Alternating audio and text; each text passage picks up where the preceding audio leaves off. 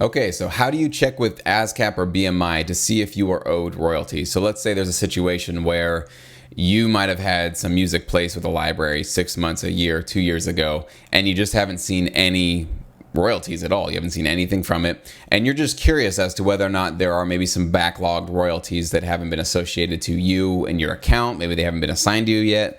Maybe some of those tracks haven't been properly registered yet and they're not showing up in your account. Whatever the issue is, and you feel like maybe possibly you could be owed some royalties, the first thing you need to do is get on the phone. Okay, ASCAP and BMI have customer service phone numbers. They obviously have certain hours during the day and certain days during the week that they're going to take those kind of phone calls, but get on the phone and talk to them right away as soon as you can and build up a rapport, a relationship maybe with somebody on the other line, get their name. Maybe if they have an extension that you can get a hold of them directly, do that. Start building a relationship with your PRO. It's very, very important that you're not just another name in their database, but they actually have you in their mind, right? Somebody there with a pulse is aware of who you are and that you have concerns about your royalties. So the first thing you would do is get on the phone, right? Let them know what your situation is, what tracks you have out there in the system. Maybe if there was a library you signed with, if you are aware of maybe there was a publishing company that was assigned with it. Any information you can give them, the better, right? So that they can go look in their system and find out, okay, well, we have this publisher name. Let's look at all the tracks that they've registered. Let's see if we can find your name associated with any of that. Let's see if there's any backlogged royalties that we haven't paid out that are owed to you. So essentially how it works with the PROs is that there is a certain time period that they will hold on to royalties, actually. And if nobody registers or registers a song that's associated with those royalties, then they just hold on to them, right, for you. And now it's not forever, and I have to refresh my memory. It might be a year, it might be 9 months, and it might be a little bit longer than that, so I'm apologizing if I don't know the exact number. But they will hold on to royalties that have not been claimed yet for a certain song's getting placements. But it's your job. This is the most important thing you should take away from this video. It's your job to make sure that your tracks are getting registered and placed to your name in your online account. Okay, so if you're a BMI member, you can go onto BMI.com. You can search through their repertoire, their catalog, right, of all the songs that are registered with BMI. You go through that system, type in your name, and look through all the tracks that are registered to you and your name. Now, in case you're not aware, typically the music library will be taking care of this for you, or a music publisher, whoever actually is helping you get your music placed.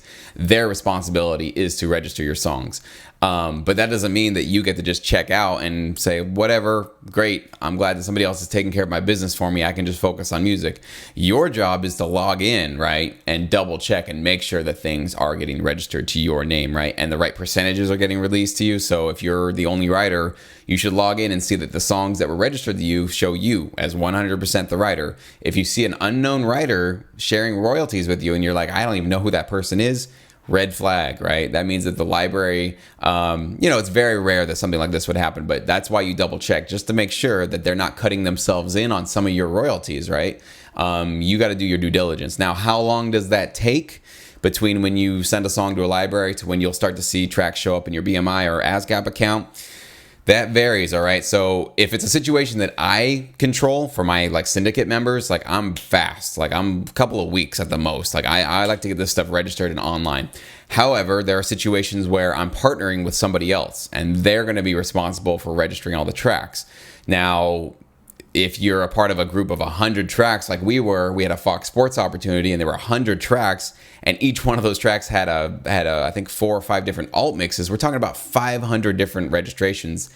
Takes a while, okay? That might take a few months actually to start showing up in your account. So it's one of those things where don't panic if you don't see it within a month or two, but definitely set yourself a reminder. So let's say maybe 3 months down the road, check in on yourself, check in on your ASCAP account, make sure things are still showing up. And if you're not seeing, those showing up, it's a good idea. And I have my students that reach out to me and say, hey, Jesse, I had an opportunity with you. Haven't seen it yet. What's going on? And then I make sure I let them know, okay, well, here's what's going on. My contact, you're in the queue. Your track has been at least registered and uploaded onto the BMI website, but now they have to process 500 songs. It's going to take them a little while to get all that information onto their site.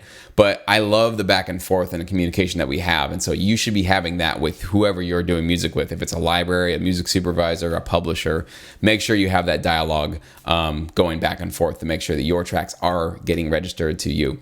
So in a nutshell, call them up, find out what's going on, give them as much information as you can. Obviously, your tone and your demeanor goes a long way. So even if you feel that you're owed thousands of dollars, it's best not to call up with an entitled attitude thinking that you deserve all this stuff and somebody's ripping you off, right? The last thing you want to do is just assume bad intentions by a PRO or, somebody you're working with. Always come in assuming the best, that maybe it's possible you're completely wrong. It's possible that you aren't owed any royalties and nothing's coming to you because you haven't gotten any placements with. Just having that as a back of your mind possibility, you're not going to say something you regret later and really piss off your PRO, because those are the last people you want to make enemies out of, because they are making sure that you have a potential ability to do this full time and make some money from it. So your PROs, they're your best friends. Like them or hate them, they are your best friends. So be nice, be agreeable, but ask for information, be forthright about what you're looking for, but don't have an accusatory tone or suspicious kind of approach with them. You don't want people who on the other end go like, oh my God, he's calling again, and like, all right, hold on, let me put you on hold, and then you're not really getting any customer service because they just dread talking to you. So just be friendly and be nice. That kind of goes without saying. But again, sometimes I need to remind new producers and new musicians in this business to be really nice, to make sure you get what you want. So hopefully that answers that question.